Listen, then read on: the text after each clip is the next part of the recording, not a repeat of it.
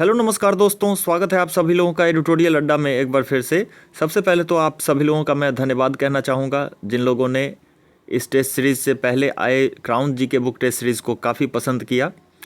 तो जिसको आपने बहुत अच्छा पसंद किया, साथ ही साथ बहुत अच्छे अच्छे कमेंट भी आपके आए। तो जो लोग पहली बार चैनल पर आए हैं उनसे मैं सबसे पहले आग्रह करना चाहूँगा कि क्राउन जी के बुक टेस्ट सीरीज़ को एक बार ज़रूर देख लें। वो बहुत अच्छा टेस्ट सीरीज़ बना है, बहुत अच्छे अच्छे क्वेश्चन उसमें दिए गए हैं। तो लिंक डिस्क्रिप्शन में दे दिए गए हैं, आप उसको ज़रूर एक बार देख लीजिएगा। तो आज का जो ये टेस्ट सीरीज़ शुरू हो रहा है, तो आज के इस एपिसोड में हम पेज नंबर 1 से पेज नंबर 8 तक जो लुसेंट की बुक है उसमें से हमने क्वेश्चन को चुना है। तो काफ़ी शानदार क्वेश्चन बने हैं और पूरी व्याख्या के साथ हम यहाँ पर आपके लिए लाए हैं। तो आप जिस किसी एग्ज़ाम की तैयारी कर रहे हैं, नो डाउट आप अच्छा प्रदर्शन करेंगे। तो बस आप तैयारी करते रहें और एक बार ज़रूर इस पूरे टेस्ट सीरीज़ को ज्वाइन करें और पूरा टेस्ट सीरीज़ बनाएं। फिर आप देखिएगा आपको काफ़ी पसंद आएगा। चलिए पहला प्रश्न यहाँ पर देखते हैं हम लोग। पहला प्रश्न है, भारत की जनसंख्या का निर्माण जिन प्रमुख नस्लों के लोगों के मिश्रण से हुआ है, निम्नलिखित में कौन उसमें शामिल नहीं है? दोस्तों सही जवाब होगा ऑप्शन डी, डेनिसोवांस इसमें शामिल नहीं है। डेनिसोवांस मानव प्रजाति का साक्ष्य साइबेरिया के एक गुफा से प्राप्त हुआ है, जिसमें उसके 2 दांत और उंगलियों की हड्डी के साक्ष्य प्राप्त हुए हैं। जबकि भारत की जनसंख्या के निर्माण में जिन प्रमुख नस्लों के मिश्रण का योगदान है उसमें प्रोटो एस्ट्रेलाइड हैं, पोलियो मेडिटरेनियन हैं, काकेसाइड, निग्रोइड और मंगलोइड शामिल हैं। अगला प्रश्न देखते हैं। दूसरा प्रश्न है, सबसे पहले इतिहास को 3 भागों में वर्गीकृत करने का श्रेय किसे दिया जाता है? सही जवाब होगा ऑप्शन सी, सेलियरस को ये योगदान दिया जाता है। सेलियरस का योगदान था जिसको 3 भागों में इतिहास को इन्होंने बांटा था। इनका पूरा नाम था क्रिस्टोफ सेलियरस, जर्मनी मूल के थे।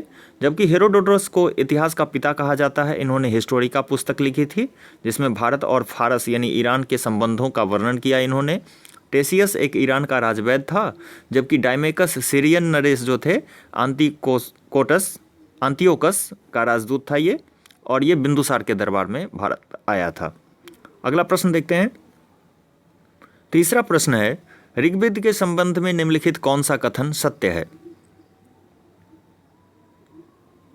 सभी कथन सत्य दिए गए हैं, तो ऑप्शन ई यहाँ पर सही जवाब हो जाएगा। इस वेद के ऋचाओं को पढ़ने वाले ऋषि को होत्री कहा जाता है। 4 वर्ण यथा ब्राह्मण, क्षत्रिय, वैश्य, शूद्र को ब्रह्मा के क्रमशः मुख, भुजाओं, जंघाओं और चरणों से उत्पन्न माना जाता है। इस वेद में गाय के लिए अधन्य शब्द का प्रयोग किया गया है।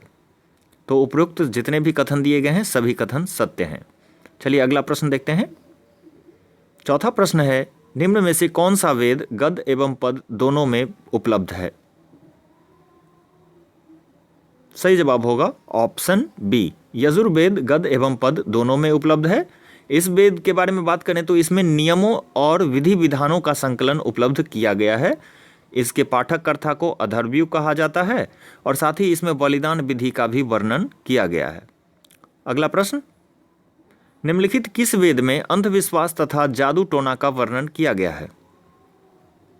सही जवाब है ऑप्शन डी, अथर्ववेद में अंधविश्वास और जादू टोना का वर्णन किया गया है। इस वेद की रचना अथर्वा ऋषि द्वारा की गई थी और इस वेद के द्वारा कन्याओं के जन्म की निंदा की गई थी। साथ ही इसमें मानव जाति के सभी पक्षों जैसे गृह निर्माण, कृषि, व्यापार, रोग, विवाह, राजा का चुनाव, वनस्पति, वशीकरण, प्रायश्चित, मातृभूमि का गुणगान आदि का वर्णन किया गया है। और इस वेद में परीक्षित को कुरुओं का राजा भी कहा गया है। चलिए अगला प्रश्न देखते हैं। छठा प्रश्न है, निम्नलिखित वेदांगों को सही सुमेलित करा। सही जवाब है ऑप्शन बी, सबसे पहले आएगा शिक्षा, उसके बाद ज्योतिष, उसके बाद कल्प, उसके बाद निरुक्त और उसके बाद आएगा व्याकरण।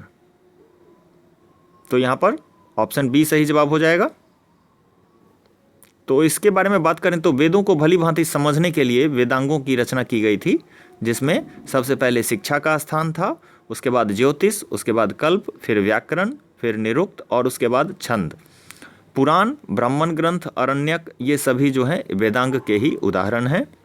चलिए अगला प्रश्न देखते हैं। निम्नलिखित किस ग्रंथ में जुआ और शराब की भांति स्त्री को पुरुष का तीसरा मुख्य दोष बताया गया है? सही जवाब है ऑप्शन सी, मैत्रेयणी संहिता में ये बातें कही गई हैं। मैत्रेयणी संहिता में स्त्री की सर्वाधिक गिरी हुई स्थिति को दिखाया गया है, जबकि शतपथ ब्राह्मण में स्त्री को पुरुष की अर्धांगिनी कहा गया है। जावलोपनिषद में चारों आश्रमों का उल्लेख मिलता है तथा कथावस्तु जो है ये हीनयान का प्रमुख ग्रंथ है, जिसमें महात्मा बुद्ध का जीवन चरित्र वर्णन किया गया है। अगला प्रश्न देखते हैं। जैन धर्म का प्रारंभिक इतिहास निम्नलिखित किस ग्रंथ में वर्णित है? सही जवाब होगा ऑप्शन ए, कल्पसूत्र में जैन धर्म का प्रारंभिक इतिहास वर्णित है। जैन साहित्य को आगम कहा जाता है। भगवती सूत्र में महावीर के जीवन कृत्यों को वर्णन किया गया है, जबकि चचनामा में अरबों का सिंध विजय का वृतांत अली अहमद द्वारा प्रस्तुत किया गया है। और कात्यायन की बात करें तो ये गार्गी संहिता एक ज्योतिष ग्रंथ है, जिसमें यवन आक्रमण का भी उल्लेख मिलता है। अगला प्रश्न देखते हैं। इब्न बतूता का यात्रा वृतांत रेहला किस भाषा में लिखी गई है? सही जवाब होगा ऑप्शन सी, अरबी भाषा में लिखी गई है। यह यात्रा वृत्तांत जो है ये 14वीं शताब्दी में भारतीय उपमहाद्वीप के सामाजिक और सांस्कृतिक जीवन का वर्णन उपलब्ध कराता है। 1333 ईस्वी में जब ये दिल्ली पहुंचा तो इसकी विद्वता से प्रभावित होकर मोहम्मद बिन तुगलक ने इसे दिल्ली का न्यायाधीश यानी काजी नियुक्त कर दिया था। अगला प्रश्न। कंग्यूअर और तंग्यूअर नामक ग्रंथ की रचना किसके द्वारा की गई थी? सही जवाब है ऑप्शन बी, तारानाथ। तारानाथ जो था एक तिब्बती लेखक था, जबकि इत्सिंग 7वीं शताब्दी के अंत में भारत आया था। इस ग्रंथ में बात करें तो भारतीय इतिहास के बारे में जानकारी दी गई है। वेनसांग हर्षवर्धन के शासनकाल में 629 ईस्वी में भारत आया था। 15 वर्ष तक रुककर 645 ईस्वी में ये चीन वापस चला गया और इसने सी यू की नामक ग्रंथ की रचना की थी, जबकि संयुगन 518 ईस्वी में भारत आया था। अगला प्रश्न देखते हैं। निम्नलिखित को सही सुमेलित करना है, इसमें बताना है कि कौन सही सुमेलित नहीं है। दोस्तों यहाँ पर ऑप्शन डी सही सुमेलित नहीं है। डी के बारे में कहा जा रहा है कि बुर्जहोम का उल्लेख मंदसौर अभिलेख में किया गया है, जबकि ऐसी बात नहीं है। मंदसौर अभिलेख से रेशम बुनकर की श्रेणियों की जानकारी मिलती है। साथ ही अभिलेख में मालवा नरेश यशोवर्मन के सैनिक संगठन की भी जानकारी दी गई है। बाद बाकी सभी सम्मिलित हैं। अगला प्रश्न देखते हैं। निम्नलिखित अभिलेख तथा संबंधित शासक को सही सुमेलित करना है। दोस्तों यहाँ सभी सही सुमेलित हैं। तो पहला है नासिक अभिलेख जो गौतमी बलश्री से संबंधित है। मंदसौर अभिलेख नरेश यशोवर्मन से संबंधित है।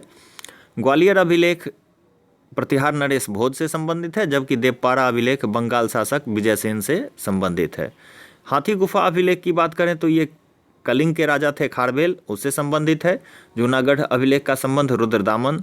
प्रयाग स्तंभ लेख का संबंध समुद्रगुप्त। एहोल अभिलेख का संबंध पुलकेशिन द्वितीय। और जबकि भीतरी स्तंभ लेख की बात करें तो इनका संबंध स्कंदगुप्त से था। अगला प्रश्न देखते हैं। निम्नलिखित में कौन सा मंदिर निर्माण की पंचायतन शैली से संबंधित है?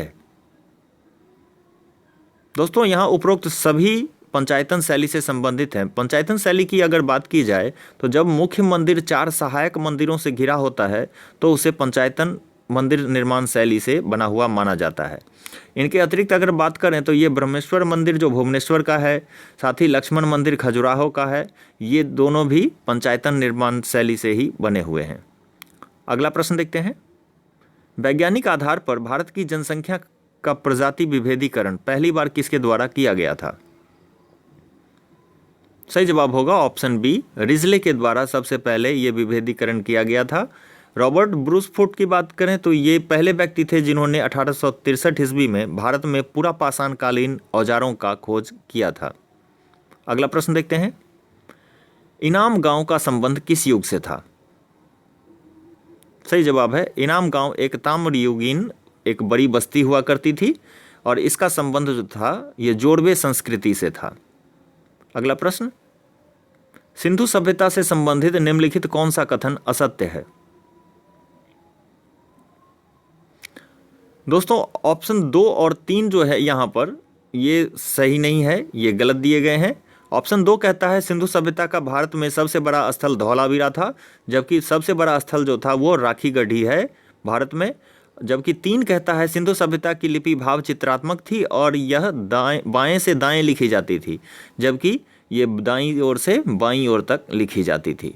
तो ये दोनों कथन यहाँ पर गलत होंगे। चलिए नेक्स्ट प्रश्न देखते हैं। 17वां प्रश्न है सिंधु सभ्यता के निम्नलिखित स्थल तथा संबंधित नदी में कौन सही सुमेलित नहीं है? सही जवाब होगा ऑप्शन ई। यहाँ पर सभी सही सुमेलित दिए गए हैं। साथ ही बात करें यहाँ पर ऑप्शन सी जो है ये यहाँ पर गलत दिया गया है। बनमाली जो है ये रंगोई नदी के किनारे बसा हुआ है, हरियाणा में के हिसार जिले में है। जबकि धौलावीरा की बात करें तो ये लूनी नदी के किनारे बसा हुआ है, गुजरात के कच्छ जिले में है ये। हिंडन नदी के किनारे जो हड़प्पा कालीन शहर है ये आलमगीरपुर है, जबकि मादर नदी के किनारे रंगपुर शहर बसा हुआ है। तो यहाँ पर ऑप्शन सी और डी ये दोनों गलत दिए गए हैं। तो इस तरह ऑप्शन ई आपका सही जवाब हो जाएगा। चलिए अगला प्रश्न देखते हैं। निम्नलिखित में सिंधु सभ्यता के संदर्भ में असत्य कथन को पहचानना है। सही जवाब है ऑप्शन डी। यहाँ कह रहा है असत्य कथन को पहचानना है, इसमें कह रहा है ऑप्शन डी में कि पर्दा प्रथा तथा वेश्यावृत्ति का कोई प्रचलन नहीं था, जबकि सिंधु सभ्यता में पर्दा प्रथा और वेश्यावृत्ति का प्रचलन था। तो इसके बारे में अगर और बात करें तो हड़प्पा सभ्यता में आग में पकी हुई मिट्टी को टेराकोटा कहा जाता था, सब लोगों को पता है। जबकि हड़प्पा में शवों को दफनाने, जबकि मोहनजोदड़ो में जलाने की प्रथा प्रचलित थी। लोथल और कालीबंगा 2 जगह ऐसे थे जहां युग्म समाधियां मिली है, यानी कि स्त्री और पुरुष दोनों को एक साथ दफनाया गया था। सिंधु सभ्यता के विनाश का सबसे प्रभावी कारण जो है वो बाढ़ को माना जाता है। कुछ लोग आग को भी, यानी अगलगी हो जाना, उसको भी एक विनाश का कारण मानते हैं। चलिए अगला प्रश्न देखते हैं।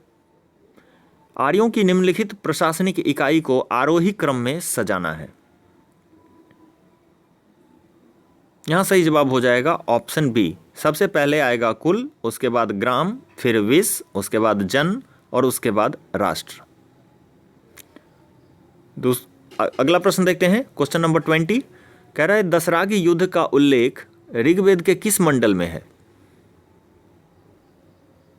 सही जवाब है ये 7वें मंडल में ये वर्णित है।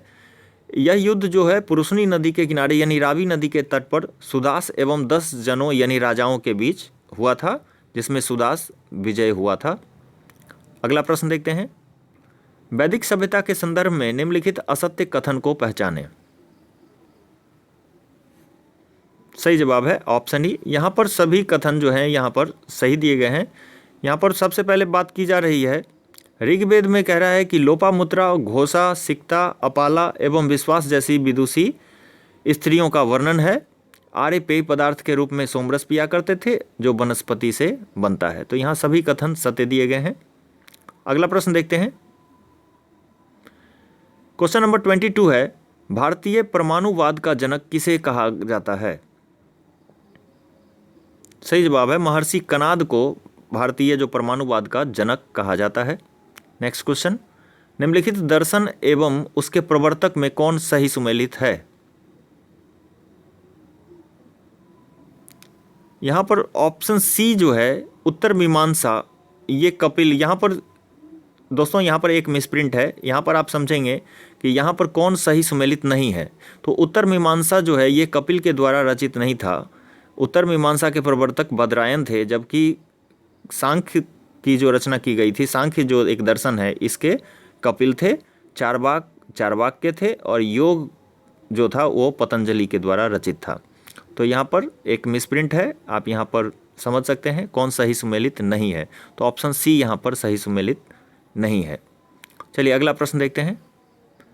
वैदिक काल में निम्नलिखित किस देवता को मनुष्य एवं देवता के बीच मध्यस्थ की भूमिका निभाने वाला माना जाता था? यहाँ सही जवाब हो जाएगा ऑप्शन बी। अग्नि को मध्यस्थ के रूप में भी जानते थे। अगला प्रश्न देखते हैं। ऋग्वेद में गाय के लिए प्रयुक्त शब्द अधन्या का क्या अर्थ था? यहाँ सही जवाब हो जाएगा जिसकी हत्या न की जा सके, जिसकी हत्या न करनी चाहिए। तो ऑप्शन बी यहाँ पर सही जवाब होगा। अगला प्रश्न देखते हैं, ऋग्वैदिक कालीन नदियों के प्राचीन तथा आधुनिक नामों में कौन सही सुमेलित है?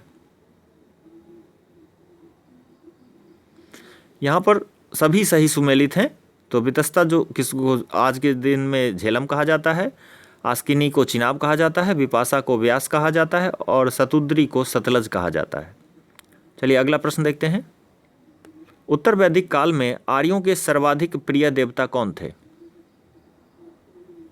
सही जवाब है प्रजापति उत्तर वैदिक काल में आर्यों के सर्वाधिक प्रिय देवता थे।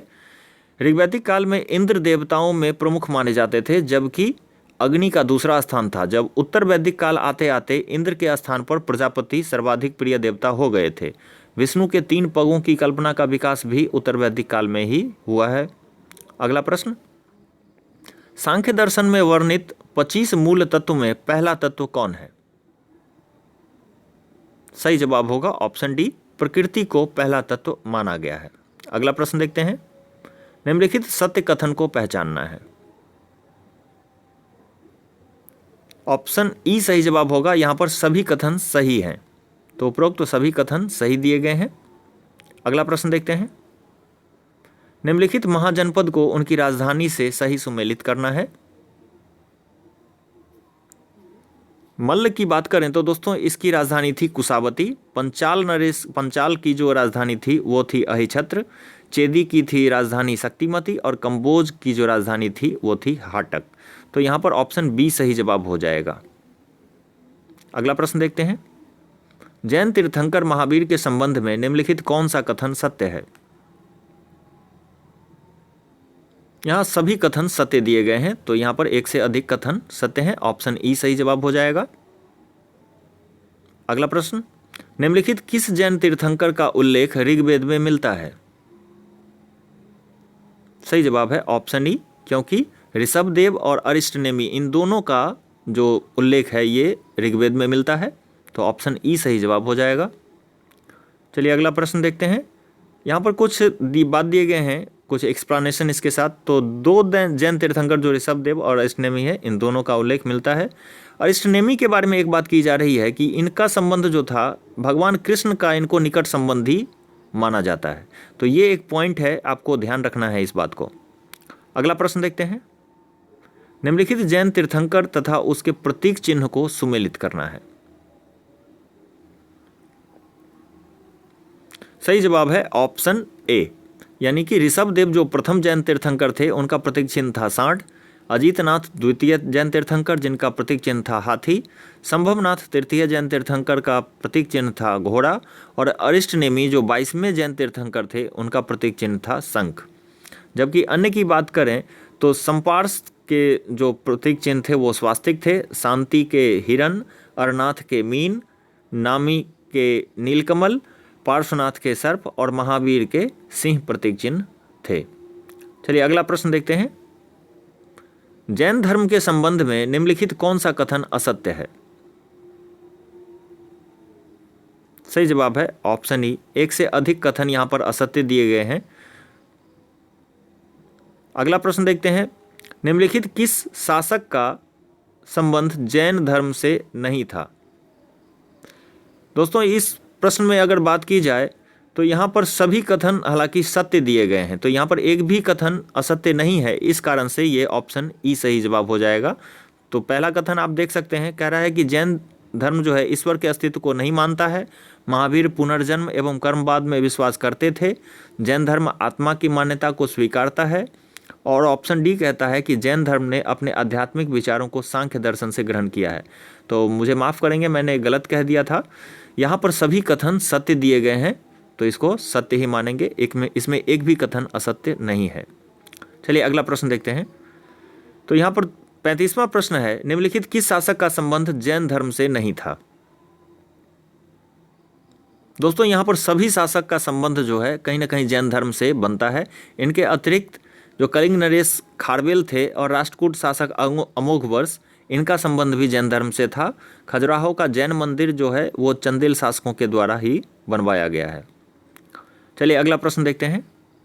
सिद्धार्थ यानी बुद्ध जब कपिल वस्तु की सैर पर निकले तो उनके द्वारा देखे गए दृश्यों को क्रमवार सजाएं। दोस्तों यहाँ पर सही जवाब होगा ऑप्शन डी। सबसे पहले जो उन्होंने देखा एक बूढ़ा व्यक्ति को, फिर देखा उन्होंने एक बीमार व्यक्ति को, उसके बाद उन्होंने देखा एक शव यात्रा और अंत में देखा उन्होंने एक सन्यासी को। चलिए अगला प्रश्न, गौतम बुद्ध ने अपना उपदेश किस भाषा में दिया? सही जवाब है ये पाली भाषा में उन्होंने अपना उपदेश दिया था। गौतम बुद्ध ने अपना पहला उपदेश सारनाथ में दिया, जिसे धर्म चक्र प्रवर्तन के नाम से भी जाना जाता है। सर्वाधिक उपदेश की बात करें तो ये कौशल देश की राजधानी श्रावस्ती में उन्होंने दिया था। नेक्स्ट, बौद्ध धर्म के संबंध में निम्नलिखित कौन सा विकल्प सही है? दोस्तों सभी कथन यहाँ पर सत्य दिए गए हैं। बौद्ध धर्म अनिश्वरवादी है, इसमें आत्मा की कोई परिकल्पना नहीं है। बौद्ध धर्म के बारे में और बात करें तो ये पुनर्जन्म को मानता है, विश्व दुखों से भरा है। बौद्ध धर्म का जो यह सिद्धांत है ये उपनिषद से लिया गया है, और बुद्ध धर्म और संघ बौद्ध धर्म के त्रिरत्न हैं। तो यहाँ पर सभी कथन सत्य दिए गए हैं। अगला प्रश्न, निम्नलिखित बौद्ध सभाएं तथा उसके अध्यक्ष को सुमेलित करना है। सही जवाब है ऑप्शन बी, यानी कि प्रथम जो बौद्ध संगीति हुई थी 483 ईस्वी पूर्व में, इसके अध्यक्ष थे महाकश्यप। द्वितीय बौद्ध संगीति 383 ईस्वी पूर्व, इसके जो अध्यक्ष थे सवाकामी थे। तृतीय बौद्ध संगीति 255 ईस्वी पूर्व या कहीं कहीं 251 ईस्वी पूर्व भी देखा गया है, तो इसके जो अध्यक्ष थे ये मोगलीपुत्र तिष्य थे। जबकि चतुर्थ बौद्ध संगीति, इसके जो अध्यक्ष थे सुघोष और वसुमित्र, ये दोनों थे। पहली बौद्ध संगीति राजगृह में अजातशत्रु के शासनकाल में हुआ था, द्वितीय वैशाली में कालाशोक के शासनकाल में, तृतीय पाटलिपुत्र में अशोक के शासनकाल में, और चतुर्थ जो था ये कुंडलवन यानी कश्मीर में कनिष्क के शासनकाल में हुआ था। अगला प्रश्न देखते हैं, बौद्ध धर्म की किस संगीति में बौद्ध धर्म दो भागों में हीनयान तथा महायान में विभाजित हो गया था? सही जवाब होगा दोस्तों ऑप्शन डी, चतुर्थ बौद्ध संगीति में ये विभाजित हो गए थे। महायान संप्रदाय बोधिसत्व को अपना आदर्श मानता है, जिसमें वह दूसरे के कल्याण को प्राथमिकता देते हुए अपने निर्वाण में विलंब करते हैं, यानी कि जीना चाहते हैं। जबकि हीनयान अरहत पद को प्राप्त करना अपना आदर्श मानता है, जिसमें व्यक्ति अपनी साधना से निर्वाण को प्राप्त कर लेना चाहता है।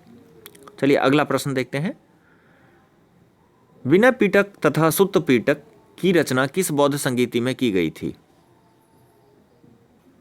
सही जवाब होगा ऑप्शन ए, प्रथम बौद्ध संगीति में ही विनय पिटक और सुत्त पिटक की रचना की गई।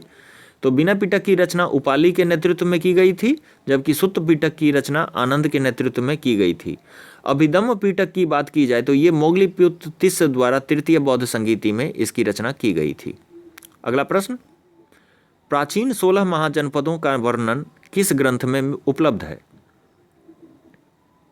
सही जवाब है अंग्युत्तर निकाय में 16 महाजनपदों का वर्णन उपलब्ध है। अगला प्रश्न, निम्नलिखित में कौन सही सुमेलित नहीं है? यहां पर ऑप्शन ई सही जवाब होगा, क्योंकि सभी इसमें सही सुमेलित दिए गए हैं। तो आजीवक संप्रदाय मखाली घोषाल के द्वारा वर्णित है। नित्यवादी संप्रदाय की बात करें तो इसके जो संस्थापक थे पकुग कच्चायन थे।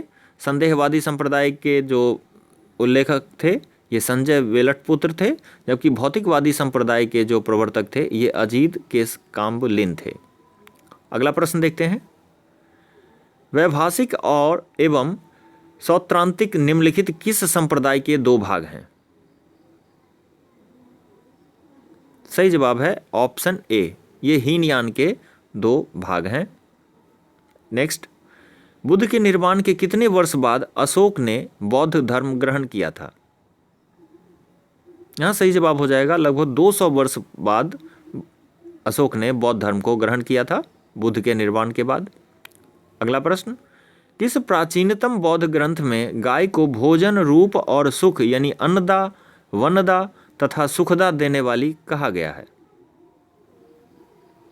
सही जवाब है ऑप्शन सी, सुत्त निपात में ये बातें कही गई हैं।